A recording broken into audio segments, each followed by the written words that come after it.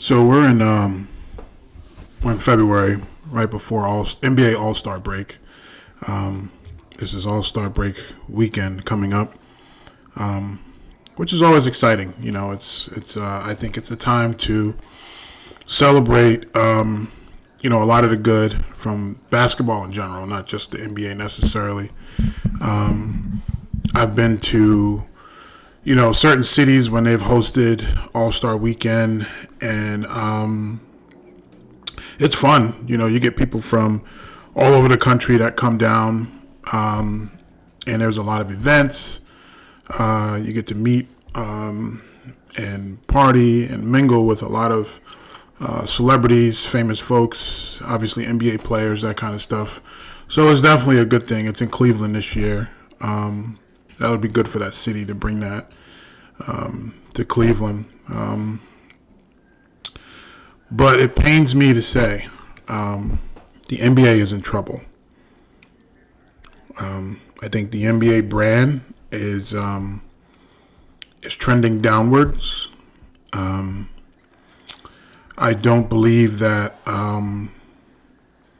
it's doing things right now to enhance the brand. And there's many reasons why that's the case, I think. David Stern was able to basically create a brand that became an extremely notable brand to not only America, but all over the world. I think he got kind of lucky. He was able to do so in the age of, transcending personalities, transcending people like, Michael Jordan, most notably, Magic Johnson, Larry Bird, Kareem Abdul-Jabbar. In my opinion, today that's the golden era of basketball. A lot was kind of established, back in that period. And the game had never seen anyone like Michael Jordan. So it made it extremely exciting. Those Bulls teams in the 90s, Phil Jackson, etc. I mean, it was just incredible to be able to witness the growth of a brand from basketball. Today it's changed in a big way. And the reason why I'm saying the game is in trouble is mostly the product that's being put on the court on a night by night basis. In addition to that, the people that are orchestrating these rosters, dictating how the game should be played, I think it's ruining the sport. It's ruining the game. For starters, I think the biggest issue is what's happened in college. Playing in college is no longer a priority. It's no longer a focus or goal for these kids anymore. Going to a Duke and playing, under someone like Coach Krzyzewski, or going to a Kansas, playing under a Bill Self, Kentucky, Coach Calipari, that's no longer an aspiration for kids out of high school anymore. And there's many reasons why, and I'll touch that in a second. I'll give my opinions on that. But it starts with college, and what's happening is we're getting, I think we're getting products that's on the floor that's just, these guys are just they're not very good players. And I said that way because I think in basketball today, the sport has transcended in many ways where you're getting guys that are 6'8", 6'9", with pure guard ability. Back in the 90s, it was very far reach to find guys like that. Today, that's the norm. And the reason for that is that's what scouts, that's what coaches, GMs, that's what they're looking for from talent. They want you to be able to be 6'8", long, have shooting ability, strong, have the ability to put the ball on the floor. That's what they want you to do. Basically everything.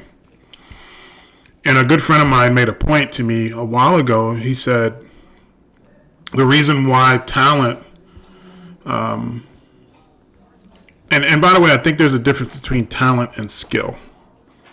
And I'll touch that as well. So talent is I think having a talent for something, I think that's the born ability, or the things that you necessarily maybe didn't have to work on per se. So like having the ability to jump, athletic ability, certain mechanics, I think in some instances, I think is a talent thing. And then you talk skill. What my friend said was the reason why a lot of these guys are coming to the NBA underdeveloped is because they're asked to do everything on a skill level, as opposed to focusing on maybe one facet of the game. So when I was coming up, there were clear and concise roles to who you were as a player. If you were an interior guy, those are the things that you worked on. Those are the things that you kind of nailed down on and harnessed your abilities on. That was your ticket. If you're a guard, a wing particularly, you wanted to be able to put the ball on the floor and shoot the basketball. And if you were a point guard, there's a lot that went into that position, but obviously most notably have the ability to handle the ball and have floor generalship. When I was coming up, that's what it was about. Your point guard didn't necessarily have to be a great shooter, although it would have helped. But me coming up, point guards didn't have to be great shooters because they were distributors, they were floor generals, they were good defenders at the point of attack on your defense, them having to score wasn't necessarily a thing. Today, there's no clear and concise roles as to how players are looked to come into the NBA. These GMs, these coaches, scouts, they want them to have the ability to do everything. Dribble, pass, shoot, rebound the ball, have length, have quickness, regardless of your height or size. So I think the messaging with that gets lost because what happens now is you get players that come in through the high school ranks and they don't really know what to be. They don't have a role. If they have any kind of talent or developed skill set, as a 7-footer, instead of them working on just being a great interior player, they more lean into the perimeter aspects of their game because it makes them unique, which to a lot of these scouts make them more draftable. And I think what happens is that puts a bad product on the NBA floor. Now you're getting guys that are underskilled, underdeveloped, because number one, they don't have any clear understanding to their roles, to who they are as an athlete, right? And then secondly, they're not going through a collegiate system, which I think is super underrated. Everybody focuses on this like freedom aspect and this whole thing about guys making money and being able to make a living. Like, listen, everybody has to go through their period of growth. I don't care who you are. I don't care how much money you make. I don't care what channel you make your money through, what sector of business you're in. You have to go through your growth period. So if you start with a company, normally you start from the bottom and you have to build your way up into that. The reason for that is because when you're building your way up through that, you're gaining experience, you're gaining knowledge, and you're developing a higher skill set for whatever that sector of business is. That's no different in sports, and it shouldn't be. So people just want to rush these kids into making money. I don't feel that that's necessarily the thing. What's wrong with going through a developmental phase. What's wrong with being able to say, I went to Duke and I played under one of the greatest basketball coaches in history, who's going to go down in history as one of the greatest basketball coaches in Coach K. You know what I mean? Like, people should pay him to go through that system. That's how valuable that is. Not only from a basketball standpoint, but just a development, like developing as a person. When you go through college, it builds character. It teaches you how to critically think. It teaches you responsibility. It teaches you how to be on your own. It teaches you how to interact with other people. It teaches you how to embrace culture and diversity and all these different lessons. And what's happening is we're rushing these kids from that developmental phase, basically just pulling them from the start, from the starting line, and just moving them right to the finish line. And what the NBA is saying is, we can develop them here. Well, guess what? That doesn't happen. Because here's the NBA process. The NBA has a G League. And I'll get into why the G League is not a good thing. The G League's job is to put your players through a developmental phase, a developmental period. I don't know the numbers offhand, but I watched the game very closely. I can tell you there's not a lot of guys in the G League or that go through the G League system that's coming in the NBA and blowing it up. Or come in and play on NBA rosters and come in much better than they were when they were in college. I just don't see it. If somebody can show me different, then I can potentially have a different opinion. So they go through this G League process, if they even go to the G League, because a lot of times what happens is they just put them right in on their main rosters, and they either come off the bench or some of them even start. Some of them do okay. Others, most others actually, you're really only in that position for 3 years. So they give you 3 years to develop, to see where your talent goes before they either trade you or downgrade you back to the G League. So some people may say, oh, well, within that 3-year period they make money. That's short-term money. That's not wealth. That's not wealth. Three seasons under rookie minimum deals where they make $1 million. That's nothing.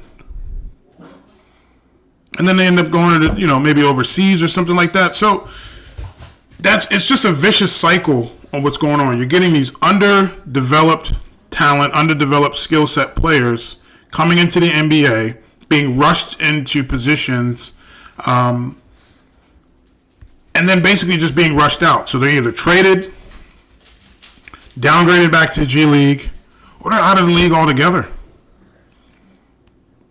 3 years. That's the average. So when you look at it, what I and maybe I'm going to sound a little old, but I came up in the 90s, early 2000s. Going through college, most guys were there 3 or 4 years. If you were really good, you were there 2 years like MJ. Magic, I think he was 1 year at Indiana, at Michigan State. Larry Bird, 4 years at Indiana State. So, 3 or 4 years at Indiana State. So, these kids are missing all of that developmental stuff, those things that I mentioned earlier. Character building, skill set building, still being students of the game, per se. When someone invests money into you, they're not necessarily asking you to be a student of the game anymore. They're asking for results. They're looking for ROI, return on investment. The clock is ticking. As soon as you sign that contract and you sign that money to get that check, those guys, the clock starts going right then and there for return on investment. They'll give you a little bit of time development, but there's no more learning. They're not looking at you as a student anymore. We invested in you, so we're looking for results. Regardless of what they might say. The NBA masked this lack of development, I think, with the G League. I do think there are some upside behind the G League, but I feel there's more downside.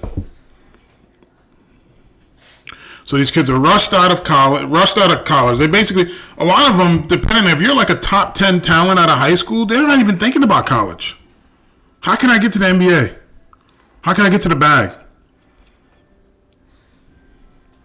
Totally neglecting that developmental phase. And then here's what happened. Here's why the product is bad. So the players, if you're a top 10 talent out of high school, what the NBA has now is this agreement where they will pay high school basketball players to just go right to the G League. I think the kid Jalen Green with Houston and some other guys took that deal. It's money right out the gate. It's flashy, nice and flashy for you. I believe reported it's like on average $500,000 or something like that they'll pay you to play in the G League. The reason they started doing that because there was a beginning trend where some high school players were just going overseas for the year and then coming to the NBA. Guys like LaMelo Ball, what's my man named? Brandon. He's the number one player in the country from Cali, left-handed kid. He was the first. I believe he was one of the first to start that trend. And so the NBA wanted to combat that, so they came up with this principled agreement with high school players to the G League. So they would basically, instead of going to college, they would just skip college, go to the G League, play in the NBA's minor league system a year or two, then they would put them on an NBA roster. Terrible. I know some people that disagree with that. I've spoken to guys like Corey Homicide Williams, who is a big figure in Australia. He himself played in Australia, and he likes it. I don't think it's a good thing. Here's another reason why, outside of the whole developmental thing that I mentioned earlier. There is no bigger stage than playing at Duke on a Tuesday, Thursday, Saturday night on ESPN, live TV with millions of people watching. That's exposure. Nike, Adidas, Reebok, Under Armour, that's what they want. Guys like Zion Williamson became who he was because he played at Duke and he was playing on prime time every other night because he's at Duke. So all he had to do was get a couple highlight dunks, and Nike's like, yeah, we want to sign you. Why? Because people see it. It's the big stage. Those companies don't necessarily care about talent. They want public interest. So you go to Duke, you go to Kentucky, you go to these schools that are on TV every other night. How's there any better exposure? Instead, you got guys like Jalen Green, who, shout out to him, this isn't any shot to him. He just took advantage of an opportunity. Who forgoes his college career, goes to the G League, and plays not on prime time. 90% of his games probably not on TV. No one has seen him play. Those games maybe get 50 to 100 people at max. Nike, Reebok, those places don't care about that. No, they don't. Now, granted, that's not to say you can't still get a shoe deal, but you're not getting, your big-time shoe deals like Ben Simmons did, going to LSU, like Zion Williamson did, at Duke. You're not getting that because there's no notoriety. You're not on a stage. You're not on a big stage. So you basically go to the G League, get buried for a year or two. People just forget about you. Maybe in high school you were a big-time AAU high school basketball player. You strike some interest from those shoe companies then, And then there's like 1 or 2 years of your life where there's just a blackout period, where no one knows where you are, no one's seen you play. And then you get drafted, and people are like, who's that guy? We're looking at highlights, and we're all trying to figure it out together. Because he didn't play in the big stage. He wasn't at Duke. He wasn't at Kentucky. He wasn't at Kansas. He wasn't at Villanova. So that whole G League thing is a trap. Yeah, the money sounds great. I gotta, my family needs to eat, and we need to pay the rent. All that good stuff. I get it. But you have the decision to make a choice. Do I want wealth, or do I just want the bag? So, with all that being said, you have a weak developmental process in the G League. Kids either, and even if they go to college, or they're 1 year, I've coached basketball. It is very hard to coach a kid and develop a kid in 1 season. I don't care what anybody says. Coach Calipari can come right here and be right here in this box with me. Hold on, where's it at? And we can have a conversation about it. But you cannot tell me that you can develop a kid the same way that if you say had him 2 or 3 years in 1 year. There's no way. There's too much. Some kids just have the talent. They have it. You're Kevin Garnett, you're Kobe Bryant, you're LeBron James, like guys like that. It's just, there's not a whole lot that they can do in college. And even then, to be honest, they could have developed some things, but nonetheless, most kids, those guys they're an anomaly. Most kids need to go through a developmental period. And having 1 season in college does not give you that. So now, Coach Calipari, Coach K, Bill Self at Kansas, what they have to do now is take kids that they know are not staying there for longer than 12 months, or I should say 10 months, and let me just get the most out of this kid while he's here so I can win for my own personal bottom line as a coach without any consideration of the development of that kid. Now, all these coaches will tell you that, yeah, we're committed to developing. You cannot develop a player in 12 months. 1 season. There's no way. They can make some strides. They can make progress, of course. With time, there's always progress if you're working. But for a kid to have long-term skill sets, you can't develop that in 1 season.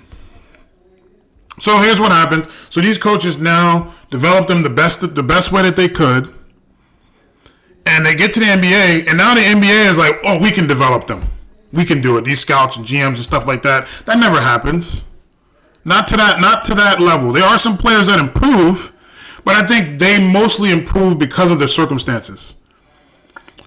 Most of us adjust, get better, stronger when situations become tougher. So when we're forced to be better in things, we have to improve because we have no choice. So if you go outside and it snowed and rained and there's ice and it's slick on the floor, on the ground, you have to be able to walk better because you're adjusting to the circumstances. That's the same thing with basketball. So these guys are coming into the NBA and they're realizing, okay, I got to be better, but that's not so much because they're actually becoming better players from a skill set standpoint. That's mostly because they're forced to be better. So with that, now you're getting underdeveloped talent. You're getting players that's coming in the league that have no clear and concise roles. You're getting immaturity because they're still 18, 19 years old. God, when I was 18, 19 years old, man, I didn't have a clue. And you put millions of dollars in front of me and freedom to do whatever I want to do? With no learned or taught development. It's a bad precedent. So now we're getting underdeveloped talent. We're getting immature kids. And we're asking them to promote a product of the NBA on a night-by-night basis. Have you ever watched, and again, this is no shot to any player, but have you ever watched a team like the Oklahoma City Thunder today on like a random Tuesday night? Like, it's unwatchable.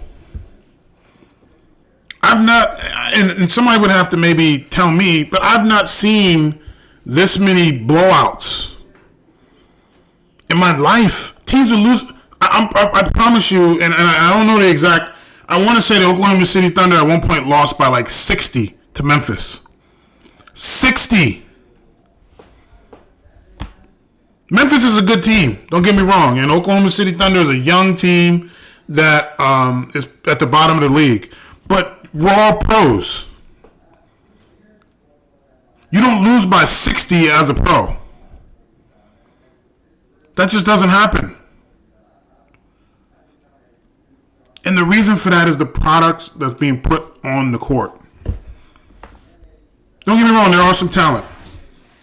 You know, you have guys like Ja Morant, and I'm going to speak to the young talent. You have some guys like, excuse me, like Ja Morant. You know, you have Giannis, who's, you know, almost, you know, he's getting to that 30 point. You know, the kid Garland, as a Cleveland, took him some time, but he's had a good year this year. So there are some talents, you know, some young talent sprinkled in, but overall it's just bad. Like, these kids aren't good players. Like, I'm watching kids that come in from college into the pros that are left-handed that can't even dribble with their right hand. Can't make a two dribble move with their right hand. Their weak hand, I should say. And they're pros. I have kids that played on my AAU team that could dribble with both hands equally as well. These are pros. So, when you look at the early 90s, 2000s, you had developed talent. And guys were, most important, back in the 90s, 2000s, early 2000s, guys were interested in developing. They saw value in going to college. They looked at that as the next step. Okay, I got to go to college because I got to develop. I got to play with better. I got to play with and against better talent, and then I'll go to the NBA. These kids, they scored 30 a couple times in high school. You know, social media starts popping. Everybody starts boosting their ego. And then they're done. You know, 10 games into their senior year of high school, they're done. Their Instagram is popping. They got coaches from all over the country looking at them, getting letters. Everybody's touting them up, telling how awesome they are. That's it. They don't have any more they don't have any more interest in developing at that point. They've made it. There was a time where it was not like that. You had to keep proving. Okay, great high school career. Now you got to go to college. Prove it there. Okay, you had a great college career. Now go to the NBA. Oh, and by the way, we still need you to prove it.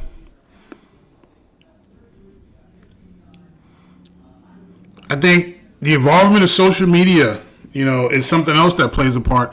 I was looking at something on Instagram or somewhere, and I can't remember who said it, but it basically said basketball is like third on these kids' priorities list. These pros or top-level college guys, it's not a priority to them. With social media and that kind of clout, basketball is not a priority. It's about the clout. It's about being able to post a picture and people liking your pictures and this and that, like your videos and making highlight videos and YouTube and all that stuff is cool. But if you're a pro, your number one focus should be basketball. And it just doesn't seem like these, you know, it's fashion, it's video games, it's and maybe I sound old, but the reason I'm coming up with this perception and this opinion is because I'm looking at the outcome on the floor.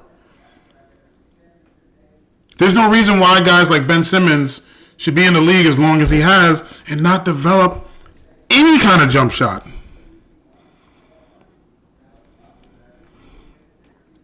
It's like there's no sense of urgency behind development.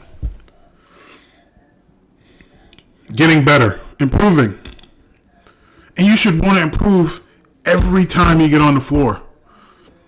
That should be the mentality. I want to be better than I was yesterday. I want to be better than I was last game. I want to be better than I was last week. These guys just don't seem, it's just complacent, you know. There's no dogs. Guys don't really, you know what I mean? And that's not to say there's not some talent, because there's a lot of talent in the NBA. I would argue that the talent, the raw talent, is better than it was in the 90s and early 2000s. But guys are not skilled. They don't know how to play the game. They don't know how to think about, they don't know how to be thinkers of the game. It's just a lot of dudes that's looking for clout that's coming in the NBA. Like, and again, I'm not trying to dog anybody, but I'm giving a general perspective on the game of basketball. I'm giving general opinions about what I'm seeing. So now, let's take a look at this real quick. So I was looking at this before I got on, and this is some of the first round from last year's draft, right? So you had Cade Cunningham. I think he went to Oklahoma State for 1 year, one season. Jalen Green, the kid I was talking about, that went in the G League. Evan Mobley, who was at USC, I believe. He was okay. Scotty Barnes, I hear he's pretty good. I don't know a whole lot about him. Jalen Suggs, who I was a fan of in college, he actually put a little bit of time in. Actually, no, he left after his freshman year. Good player, but he could have also used some more time in college. Josh Giddey, I don't know who that is. He plays with the Thunder. Apparently he's okay, though. He just had like a triple-double or something like that against the Knicks. That's the only reason I know.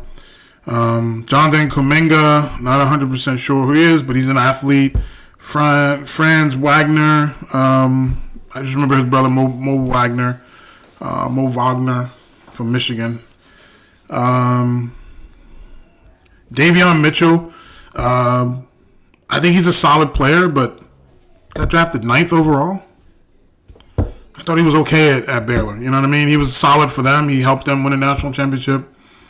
9th overall. I mean, Zaire Williams, I have no idea who that is. At least not at the moment. James Bouknight, he's a kid out of Brooklyn. I thought he was solid at coming out of UConn, but again, raw talent. It's not going to ever develop. Josh Primo, I don't know who that is. Chris Darty, I'm sure I screwed up the pronunciation on that. Don't know who he is. Moses Moody, don't know who that is. Corey Kispert, I think that's the kid that was at Gonzaga, guard. He was okay. I mean, he was solid for them. This guy's ranked. He got picked 15th overall. Like, I just don't. This other kid here, I can't pronounce his name. He's with the Thunder again. The Thunder is another one. They, for the last like 5 or 6 years, they just get all these draft picks, and they still suck.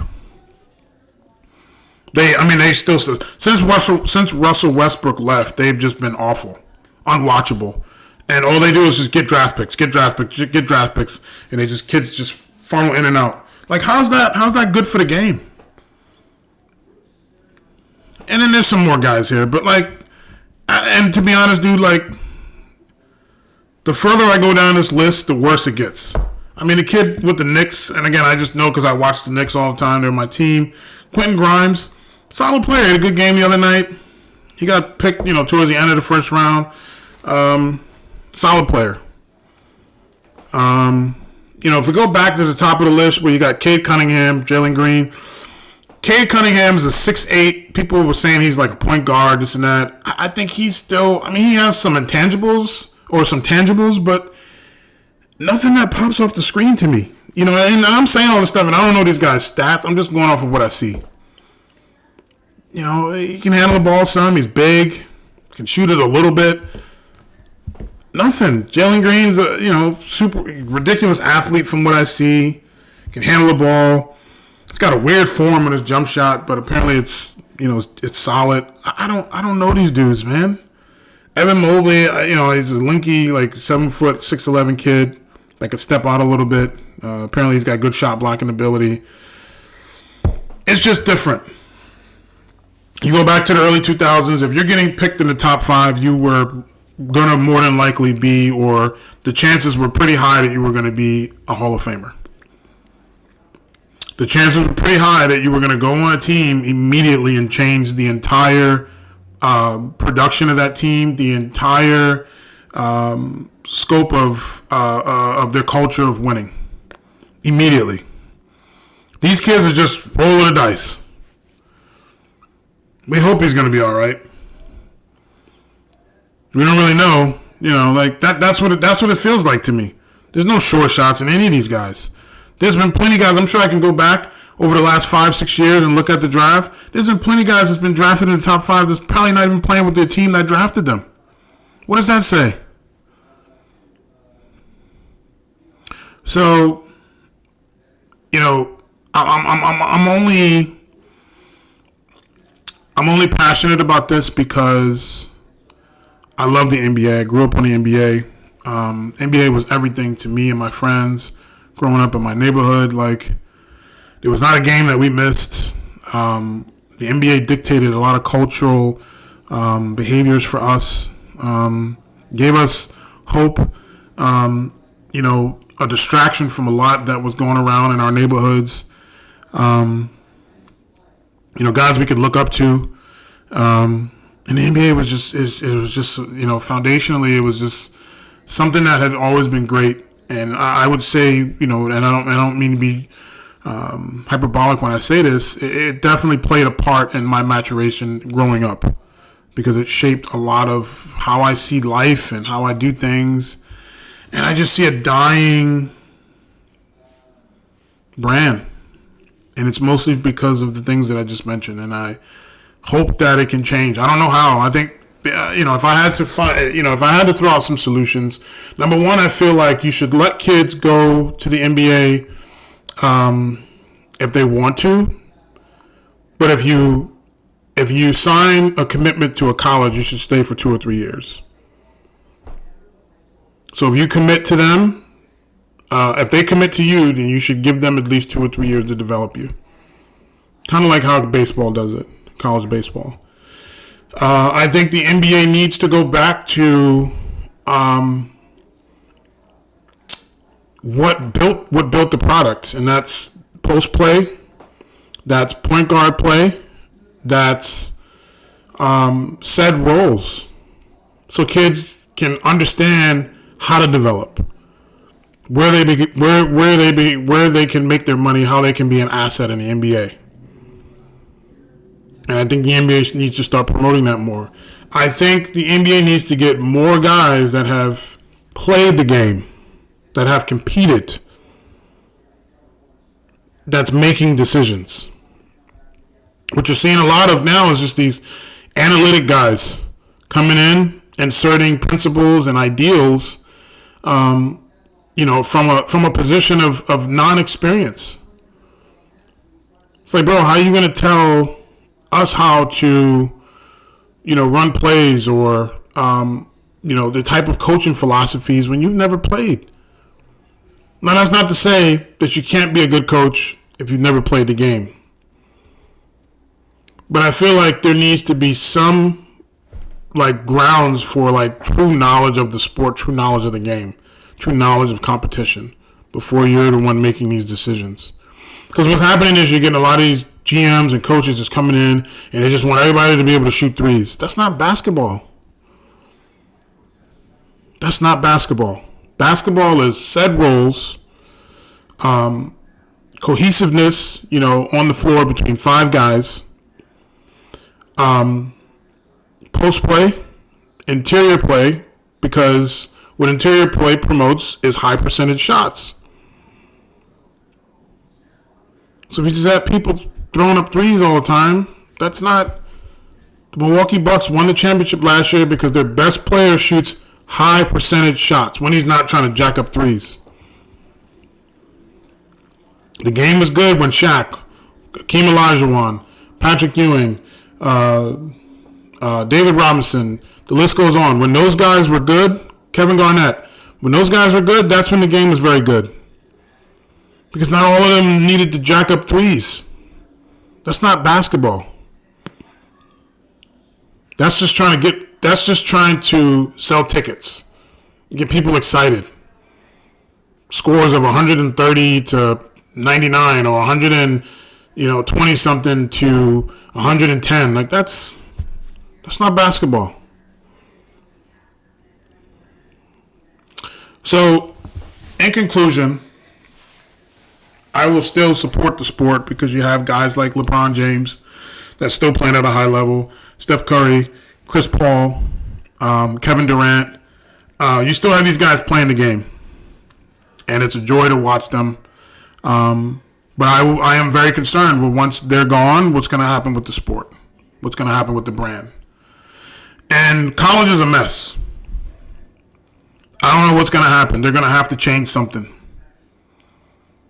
We can't even keep up with guys that are in. I couldn't tell you. There was a time where I could give you Duke's entire team just right off the top of my head. I could tell you all 10 guys. Today I have no clue who any of these guys are. The reason, they come in and they leave. They come in and they leave, and they get buried in the NBA because they're not ready to play basketball professionally, or they go and sit in that stupid G League trap. Kentucky, saying like I don't know who these guys are. They change way too fast. So how can you grow an interest in basketball? The only time we get interested in college is through March Madness because it's exciting. But nobody knows who any of these kids are. So if we don't know who they are, when it comes time to draft these kids, we're definitely not going to know them then. So college has a lot to think about, and I don't know what the plans are ultimately right now for the college sport, for college, college. But right now, whatever's happening is not working because it's only ruining the sport. Right now, NBA ratings are down. They're the lowest ratings that they've been in many, many years. Some games they get good ratings, others it's like but there's a reason for that because these guys are just not good. There's not really good talent out here. There's nothing. I'm not impressed by most of these kids that I see. And again, I might sound old, but there's a reason why the sports rankings are going down. There's a reason why college is in the position that it's in now. There's a reason why guys are in and out of the league the way that they are now. So, say what you want about my opinion, but I just want to see maybe I'm a basketball purist, but I want to see the standard traditions that built the sport, that David Stern helped to build. And I wish college goes through a complete rehaul and reform. And we got to change the opinions of these kids in high school, starting then. We got to keep them hungry and developing. Go to these kids' high school games, they get treated like rock stars. And it's like, bro, I was good in high school too. Like, what does that mean? Everybody, there's plenty of guys that are good in high school. Doesn't mean they can come to the NBA and be great. We don't have a lot of Kobe Bryant, LeBron James, and Kevin Garnett's walking around. You're not going to see that. I grew up in an era in New York City with guys like Felipe Lopez, 6'6", 6'7", great footwork, move, like a guard. That was unheard of back then to have a guy that big, that tall, with guard skills that could shoot. And he couldn't even make it, that way. Felipe Lopez was the man. He's one of the greatest high school basketball players to ever come out of New York City. He was like a god growing up, seeing him. And he couldn't even make it that way. And he was better than a lot of these kids I see today. So that's my sentiments. Like I say with every one of these, if you disagree, I encourage you to come on and debate. And we can have a civilized, decent conversation about it. So we all can be smarter from it. Different perspective matters. So pray for the NBA. Let's hope for some change. But right now, it's just not looking good. It's not looking good. All right, peace.